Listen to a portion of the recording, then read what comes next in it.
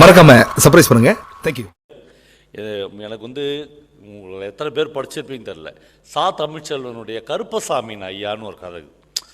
என்னை பல நாட்கள் பயங்கர டிஸ்டர்ப் பண்ண கதை. அந்த கதை என்னென்னா, அந்த கருப்பசாமி அப்படின்னு ஒரு சின்ன பையன், ஒரு 6 வயசு அவனுக்கு. அந்த பையனுடைய அப்பா நேற்று ராத்திரி ஊர்லேருந்து வந்துட்டுருப்பார். நீங்கள் எவ்வளோ ஒரு துயரத்தை அவர் எவ்வளோ ஒரு கிண்டலாக ஆரம்பிக்கிறார் அந்த கதையில். அவங்க அப்பா ஊர்லேருந்து வந்துட்டார். இந்த பையனுக்கு ஒரு கருப்பு கண்ணாடி வாங்கிட்டுக்கிறாரு, ஒரு கால் சட்டை வாங்கிட்டுக்கிறாரு, ஒரு சொக்கா வாங்கிட்டுக்கிறாரு. இப்போ இந்த கதையே அவர் எப்படி ஆரம்பிக்கிறாருன்னா, இந்த பையனோடு இருக்கிற சக ஃப்ரெண்ட்ஸ்கிறாங்களே, அவங்க யாருமே இப்போ எல்லாருமே கருப்புசாமி கிட்ட விட்றாங்க. என்னதான் இவங்க அப்பா இவனுக்கு கூலிங் கிளாஸ் வாங்கிட்டு வந்தாலும் டவுசர் வாங்கியிருந்தாலும் ஓவராக தான்டா பண்ணிக்கிறான், இவங்கிட்டே சேரக்கூடாதுடா, இப்படி ஆரம்பிக்கிறாங்க. ஆனால் என்னன்னா, இதுக்குள்ளே என்ன துயரம்ங்குதுன்னா, இந்த கருப்பசாமியின் அப்பா அவர் பேர் இசக்கிமுத்து. அவர் வீட்டை விட்டு ஓடிட்ட ஒரு ஆள். அந்த ஆளை பார்த்ததே இல்லை அந்த பையன். 6 வயசு ஆயிடுச்சு. இது வரல தனக்கு அப்பா அப்படின்னு ஒருத்தன் எப்படி இருப்பானே அவனுக்கு தெரியாது. எங்கெங்கோ சுற்றி அடித்து நேற்று ராத்திரி தான் வந்துக்கிறான். வந்த ஆள் 6 வருஷத்தில் அவங்க பையனுக்கு ஒரு கூலிங் கிளாஸு, ஒரு சொக்கா, ஒரு டவுசர் வாங்கிக்கலாம். அதிகபட்சம் ஒரு 50 ரூபா இருக்குது, 3 சேர்ந்து. இவ்வளோ தான் வாங்கிட்டுக்கிறான். இப்போ இந்த சந்தோஷம் ரொம்ப பெருசாகுது. இப்போ இந்த இசக்கிமுத்தை பற்றி தான் கதை. கதையே கருப்பசாமியின் ஐயா தான். இப்படி ஓடிட்ட ஒரு ஆள் இருக்கால, அவனை வேணுகோபால் சொல்கிற மாதிரினா கிராமங்களில் ஒவ்வொருத்தரும் ஒரு மாதிரி அடையாளப்படுத்துவாங்க. அதுவும் பையன்கிட்ட உட்காந்து பாட்டிகள் பேசுவாங்க, பெரியம்மாக்கள் பேசுவாங்க. டே உங்கள் ஒப்பங்கிறான் பாரு அப்படின்னு ஆரம்பிப்பாங்க. எல்லாருமே அந்த பையன்கிட்ட எப்படி சொல்லிக்கிறாங்கன்னா, உங்கள் அம்மா பயங்கர ராக்காச்சிடா, உங்கள் அம்மாவில் தான் உங்கள் அப்பா ஓடிட்டான்னு ஆரம்பிப்பாங்க. உங்கள் அப்பா ரொம்ப உன்னதமான ஆள், இப்படி இருப்பான் அப்படி இருப்பான், அவனுடைய சாகசங்களை சொல்லிக்கினே இருப்பாங்க. இந்த சாகசங்கள் என்ன அப்படின்னா, இப்போ ஒரு பெரிய எங்கள் ஊரில் சுமைதாங்கி கல்லுன்னு ஒரு கல் இருக்கும், நடுகள் அப்படிலாம் சொல்லுவோம். இந்த நடுகள் மேலே ஒருத்தன் போய் உட்காரக்கூடாது. இப்போ உட்காந்துட்டான்னா என்ன பனிஷ்மெண்ட்டுன்னா, அவன் கையால் அதை தூக்கி இப்படி போடணும். அப்படி இல்லைன்னா ஊரில் கட்டி வச்சுருவாங்க. அப்படி ஒரு விஷயம் இருக்குதுன்னு வச்சுங்களேன். வேணும்னே நம்ம இசக்கிமுத்து போய் அது மேலே உட்காந்து கால் ஆட்டி பார்க்குறது. ஊரில் ஒருத்தன், மகனே இதில் உட்காந்தா என்ன தண்டனை தெரியல அப்படின்றான்னு வச்சுங்க, இவன் ரொம்ப அனாவசியமாக அப்படி கீழே நின்று அந்த கல்லை தூக்கி அப்படி விசிறி கடாச்சிட்டு போயினேன்றான். இதெல்லாம் நம்மளுக்கு கால் தூசு அப்படின்ற மாதிரி பயங்கர வேறு ஆளாக இருப்பான். நீங்கள் இந்த வேறு ஆளாக இருக்கிறவனை கண்டுபிடிச்சிடலாம் லைஃப்பில்.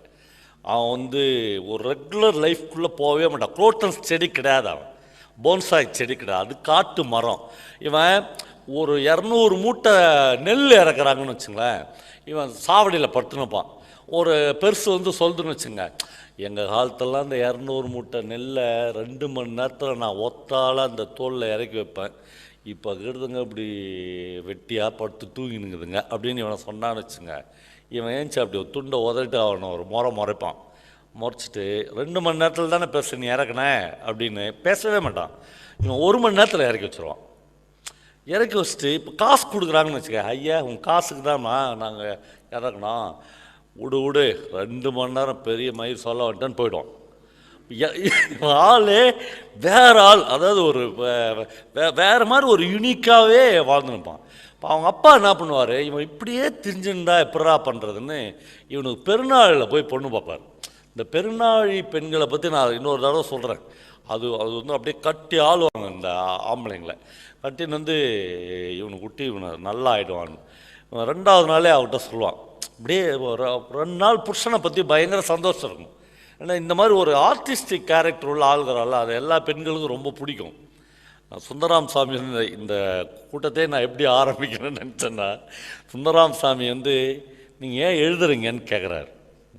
அப்போ அவர் கட்டுரையில் எழுதுகிறாரு, இல்லை அழகிரிசாமி போய் கேஎல்ல உட்காந்து மலேசியாவில் உட்காந்து 6 வருஷம் வேலை பார்த்தான். அவனை ஒரு அழகான பெண் அவனுடைய எழுத்துக்காக காதலித்து கல்யாணம் பண்ணிக்கலாம். அந்த மாதிரி நம்மளுக்கு வாழ்க்கையில் என்னைக்காவது நிகழாதான்ற ஒரே லட்சியத்தோடு தான் நம்ம எழுதினுக்கிறோம் அப்படின்னு சொல்லி. அப்போ எழுத்தாளனுக்கு பெரிய லட்சியம்லாம் ஒன்றும் கிடையாது. பெரிய பங்களா வந்துடும், கார் வந்துடும், நம்ம இப்படி வாழ்ந்துடணும், அதெல்லாம் ஒன்றுமே கிடையாது.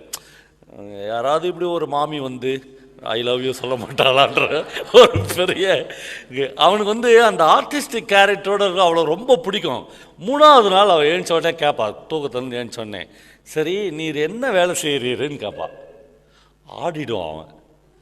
வேலையா, இதுவரையும் என்னை யாரும் அப்படி கேட்டதே இல்லையே. அப்போ தான் முதல் முறையா இவன் ஒரு வேலையுமே செய்யலைன்னு அவனுக்கு தெரியும். ஒரு வேலையும் செய்யலையேன்னுவான். ஒரு வேலையும் செய்யாமல் அப்போ எப்படி சாப்பிட்றது? அவங்க அப்போ இவ்வளோ நாள் எப்படி சாப்பிட்டோம்? இவ்வளோ நாள் உங்கள் அப்பா அம்மா பொங்கி போட்டாங்க. ஆமாம், அதே மாதிரி பொங்கி போட்டா மாட்டா. என்ன கூறுகட்டத்தனமாக பேசுகிற? இனிமேல் எப்படியா பொங்கி போடுவாங்க? நான் வேறு புதுசாக வந்துட்டேன். நம்ம தண்ணி கொடுத்தனம் பண்ண வேணாம். தண்ணி கொடுத்தனம் பண்ணால் இப்போ சோறு குழம்புலாம் நாமளே ஆக்கணுமா? எல்லாமே அவனுக்கு லௌகீகம் வந்து சொல்லி கொடுக்கப்படுது. இவனுக்கு பயங்கர ஷாக் ஆகுது. என்னடா இவ நல்லா தான்டா போச்சு 2 நாள், என்னடா வச்சு இப்படி ஆரம்பிக்கிறாளேன்னு ஆகும். உடனே அவன் சொல்லுவா, உனக்கு ஒரு சைக்கிள் வாங்கி தரேன், தூத்துக்குடி கருவாடு வாங்கி தரேன், கருவாடு போய் விற்றுட்டு வா டெய்லி, உனக்கு ரொம்ப சிம்பிளான வேலை, அப்புறம் நம்ம வாழ்க்கை நடத்தலாம், பார்க்கலாம், போகிற வரலும் வண்டி ஓட்டும் அப்படின்னு இவனை அனுப்புவான். இவன் வந்து போய் கருவாடு வைப்பான். பயங்கர ஜாலியாக இருக்கும். சைக்கிள் மிதிக்கிறது, ஊருக்கு போகிறது. ஒரு ஊரில் வந்து பொம்பளைங்கள்லாம் கருவாடு வாங்குறாங்கன்னு வச்சுக்க. சே, கருவாடு சும்மா கண்ட கருவாடு பிரமாதமாகுது, காசு தான் இல்லை அப்படின்றாங்கன்னு வச்சுங்க. ஆத்தி, உன்னை யார் காசு கேட்டா? இந்த வாங்கிக்கோ. 3வது நாள் காலி அந்த பிஸ்னஸ். சைக்கிள் எட்டுலேருந்து நிறுத்துருவான். முதல்ல அவுட்டு. அவன் பொண்டாட்டி உட்காந்து அழுவா. என்னையா நினச்சினுக்கிற நீ? இல்லை வெள்ளையம்மா, எனக்கு என்ன பண்ணுறதுன்னு, அவன் உண்மையிலே அவனுக்கு என்ன பண்ணுறதுன்னு தெரியாது. உண்மையிலே இந்த இந்த லௌகீக வாழ்க்கை அவனுக்கு கை வராது. அதான் முக்கியம். அவனுக்கு வரவே வராது. இப்போ இந்த சண்டை முத்தி இவன் ப்ரெக்னெண்ட்டாக இருக்கும். அவன் வீட்டை விட்டு ஓடிடுவான். சார் இப்போ 6 வருஷம் பொறுத்து வந்திருக்கான். பையன் சட்டை டவுசர் போட்டு பயங்கர சந்தோஷமாக வெளியே போயிடுறான். 3வது நாள் ராத்திரி மறுபடியும் அவள் கேட்பாள், எழுந்துச்சி, சரி யார் நல்லது, நீ இல்லாதவே 6 வருஷத்தில் பிள்ளைய வளர்த்துட்டேன், எல்லாம் பண்ணிட்டேன், பிள்ளைய வயிற்று புள்ள தாச்சும் விட்டு போவே எல்லாம் சொல்லிட்டு எவ்வளோ சம்பாரிச்சு எட்டுன்னு வந்துக்கிற அப்படின்னு கேட்பான். அவன் சொல்லுவான், வந்ததுலேருந்து இதை நீ கேட்பன்னு நான் நினச்சிருந்தேன், நீ இப்போ தான் கேட்குற, வா அப்படின்னு உள்ளே கூட்டின்னு போய் ட்ரங்கு பெட்டியை திறப்பான். அது ஒரு பெரிய லெவலில் அதை வந்து திறந்து ட்ரங்கு பெட்டி திறந்து ஒரு 36 ரூபா 20 பைசா எடுத்து கொடுப்பான். அவள் அப்படியே கண் கலங்கிடும். அவளுக்கு, ஐயோ 6 வருஷமாக இவ்வளோ தான் சம்பாரிச்சாயான்னு கேட்பா. அவன் சொல்லுவான், அப்படியே கண்ணில் அவளுக்கு தண்ணி கலங்கும். இவன் சொல்லுவான், வெள்ளையம்மா தயவுசெய்து நீ அந்த மாதிரி பார்த்தனா நான் வெள்ளச்சாமி நாடாக இருக்கேன் செத்துருவேன்னுவான். அந்த மாதிரி பார்க்காத, இந்த மாதிரி உன் முகத்தை பார்க்க முடியாதான் நான் ஓட்டேன் 6 வருஷத்துக்கு முன்னாடி. அவன் கேட்பா, சரி ஓடனையா 6 வருஷம் சம்பாரிச்சின்னா 36 ரூபாய் எட்டுன்னு வந்துக்கிற அப்படின்னு கேட்பா. அப்போ யாருமே கடக்க முடியாத சில இடங்கள் அந்த கதையில் வரும். அவன் என் கையை பாரு வெள்ளம்மான்னு காண்பான். வெள்ளையம்மா என் கையை பாரு அப்படின்னு. கை ஃபுல்லாக காப்பு காய்ச்சிருவான். ஃபுல்லாக காப்பு காய்ச்சிருவான். அவன் சொல்லுவான், ஒரு நாளைக்கு 100 மூடை 200 மூடை நெல் ஏற்றிக்கிறேன், லோடு மேனாக வேலை பார்த்தேன், ஆனால் என் கையில் ஏன் காசு இல்லைன்னு எனக்கு தெரியல. எல்லாரும் ஏதோ ஒரு வகையில் அவனை ஏமாற்றிக்கிறாங்க. அவனுக்கு அதை சொல்ல தெரியல. எல்லாரும் இவனுடைய உழைப்பை ஏதோ ஒரு வகையில் சொந்துக்கிறாங்க. ஒரு ஆர்டிஸ்ட்டுக்கு அது தான் மனைவிக்கிட்ட கூட சொல்ல தெரியல. அவன் கைப்பாரு, நான் எம்மா வேலை செஞ்சுக்கிறேன், உனக்கு தெரியுமா நான் பரோட்டா கடையில் பரோட்டா போட்டேன் தெரியுமா அப்படின்னு அந்த கதையை விவரிக்கிறான். ஒரு கடையில் போய் பரோட்டா போட்டேன், எல்லாரும் மாதிரி இவனால் பரோட்டா போட முடியாது. ஏன்னா இவன் வேற ஆள். 2 நாள் எல்லாரும் மாதிரி பரோட்டா போடுவான். 3வது நாள் இந்த இளையராசா என்ன பெரிய மியூசிக்கில் அடிச்சு பார்க்குறது, நம்ம இந்த கல்லில் அடிச்சு பார்க்கலாம் அப்படின்னு பரோட்டா கூட ஒரு மியூசிக் போட்டு பார்ப்பான். பயங்கர கூட்டம் கூட்டிடும். ஒரு 100-200 பேர் கூட்டிடுவாங்க. கூட்டினோடனே அந்த முதலாளிக்கு சந்தோஷமாகிடும். அடாடா இவன் வந்து ஊரையே கூட்டுறானேடான்னு. 3வது நாள் இவனை வேலையை விட்டு நிறுத்துருவார். என்னென்னா அவங்க எல்லாமே பார்க்க வந்த கூட்டம் தான். ஒரு நாயும் உட்காந்து பரோட்டா சாப்பிடாது. ஆனால் நீ போடா வேலையை விட்டுன்னு அனுப்பிச்சிடுவாங்கண்ணே. இவன் உடனே நெக்ஸ்ட் அடுத்த வேலை இப்படியே போயினே இருக்கான். லைஃப் முழுக்க போகிறான். லைஃப் முழுக்க போய் வீட்டுக்கு ஒரு நாள் தோல்வி அடைஞ்சி வந்துடுறான். 36 ரூபா தான் அவன் கையில். அப்போது அவன் மனைவி அந்த தருணத்தில் அவனை புரிஞ்சுக்கிறான். சார், நீங்கள் ஏதாவது ஒரு தருணத்தில் தான் ஹஸ்பண்டோ ஒய்ஃபோ நண்பர்களோ நட்போ யாருமே ஏதோ ஒரு தருணம், இந்த டிஸ்டன்ஸ் இருக்குல்ல சாமி, அதாவது மனுஷபுத்திரர் சொல்கிறாரு, ஒரு நாற்றுக்கும் இன்னொரு நாற்றுக்கும் இட வேண்டிய இடைவெளி எதுவென்று துல்லியமாய் கணக்குண்டு என்னிடம். ஒரு நாற்று நட்டால் இன்னொரு நாற்று எவ்வளோ தூரத்தில் நடணும் அப்படின்னு துல்லியமாய் கணக்குண்டு என்னிடம். ஒரு தென்னைக்கும் இன்னொரு தென்னைக்கும் இட வேண்டிய இடைவெளி எதுவென்றும் எனக்கு தெரியும். ஒரு தென்னை மரத்துக்கும் இன்னொரு தென்னை மரத்துக்கும் எவ்வளோ டிஸ்டன்ஸ். நீயும் நானும் கடைசி வரை செழித்து வளர இட வேண்டிய இடைவெளி எது அப்படின்னு கேட்குறான். இது யாரை நோக்கி வேணால் அந்த கேள்வி இருக்கலாம். ஹஸ்பண்ட் அண்ட் ஒய்ஃபு, நண்பர்கள், அப்பா புள்ள, எது ஒன்றா என்ன டிஸ்டன்ஸை நம்ம கீப்பப் பண்ணால் கடைசியில் நம்ம ரொம்ப செழிப்பாக இந்த நட்பு முறிந்து போகாமல், இந்த காதல் அப்படியே வற்றி போகாமல் இருக்கிறதுக்கான டிஸ்டன்ஸ் என்ன தெரியலையே சார். அந்த டிஸ்டன்ஸ் தெரியாதான மனித குலம் அப்படியே தாறுமாறாக வாழ்ந்துன்னு இருக்கோம். அந்த டிஸ்டன்ஸ் தெரியாதனால விவாகரத்துக்கு போகிறோம். அந்த டிஸ்டன்ஸுக்கு தெரியாததான 30 வருட நட்பு அப்படியே முறிஞ்சிடுது. அந்த இடைவெளி தெரியவே இல்லை. ஆனால் அந்த சமயத்தில் அந்த வெள்ளையம்மா அவனை புரிஞ்சுக்கிறான். இவன் யாருன்னு அப்போ தான் அவளுக்கு புரியுது. அவன் சொல்கிறான், நீ அப்படி பார்க்காத வெள்ளையம்மா, நான் காலையில் வெள்ளைச்சாமி நாடாக இருக்கேன்னு செத்துருவேன். இனிமேல் எங்கே போகிறதுன்னு எனக்கு தெரியல. என்கிட்ட ஏன் காசு இல்லைன்னு எனக்கு தெரியல. அவன் சொல்கிறான், எங்கேயும் போகாத, உன்னை தெரிஞ்சிச்சியா எனக்கு. நாளை காலையில் நீ வீட்டில் உட்கார். நீ வீட்டில் உட்காந்து நம்ம 2 பேர் ஒரு இட்லி கடை போடலாம். இட்லி கடை போட்டு நீ இட்லி சுட்டு கொடு. நான் இட்லி எடுத்துன்னு போய் வயல்வெளிகள்லாம் விற்றுட்டு வரேன். காடு மேடெலாம் அலைஞ்சி வயல்வெளிகளில் விவசாயம் பார்க்குற ஜனங்களுக்கு இட்லி விற்றுட்டு வரேன் அப்படின்னு இவன் இட்லி எடுத்துன்னு போவான். 2 நாள் தான் அவனுக்கு இட்லி கரெக்டாக போடுவான். 3ஆவது நாள் இவனுக்குள்ளே ஒரு ஆளுக்குறாள் அவன் வேலை பார்க்க ஆரம்பிச்சிடான். அவனுக்கு தோணும், என்னடா வாழ்க்கையில் எப்போ பார்த்தாலும் எல்லோரும் ரவுண்டாக இட்லி சுடுறான், நம்ம கொஞ்சம் சதுரமாக சுட்டான்னா அப்படின்னு தோணும் அவனுக்கு. இப்போ ஒரு இட்லி முழுக்க சதுரமாக செவ்வகமாக ரவுண்டாக எப்படியோ இட்லி சுட்டு பார்ப்பான். இவனுக்கு தெரியாது. இட்லியை மூடி எடுத்துன்னு போவா. வயல்வெளி காடு காணிலாம் சிரிப்பாங்க, எல்லாம் விழுந்தும் சிரிப்பான். அடிப்பாவி, இட்லியே நீட்டுக்குதுரே அப்படின்வாங்க. சொன்னோடனே இவன் இட்லி குண்டாட தூக்கி போடுவான் முன்னாடி. மானம் போகுது அவனால் எனக்கு, எப்போ பார்த்தாலும் இது என்னயா இதுன்னு. அவன் ஒன்றே தெரில வரலையம்மா, என்னை மன்னிச்சிரு, இல்லை இட்லி எல்லோரும் இப்படி போடுறாங்களே, ஏன் நாமளும் அப்படி போடணும்னு எனக்கு தோணுச்சு. அப்புறம் அந்த கதை தமிழ்ச்செல்வன் எப்படி முடிப்பார்னா அதோட ஃபைனல் அதான் நமக்கான இடம். அந்த கதை எப்படி முடிக்கிறான்னா, எல்லாம் முடிஞ்சிடுச்சு, நான் இனிமேல் ஒழுங்காக இருக்கிறேன். எந்த கலைஞன் இனிமேல் ஒழுங்காக இருந்துக்கிறான்?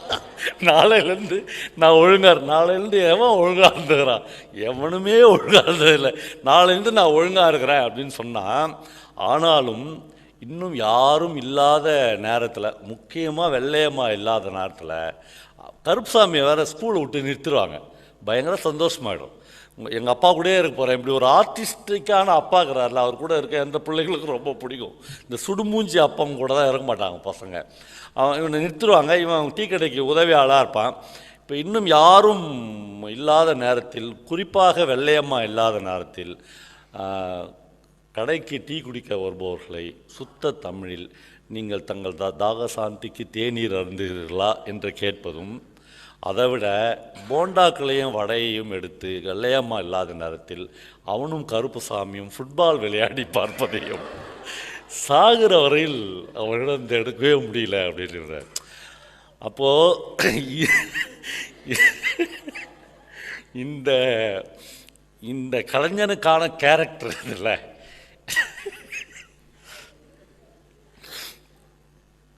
இது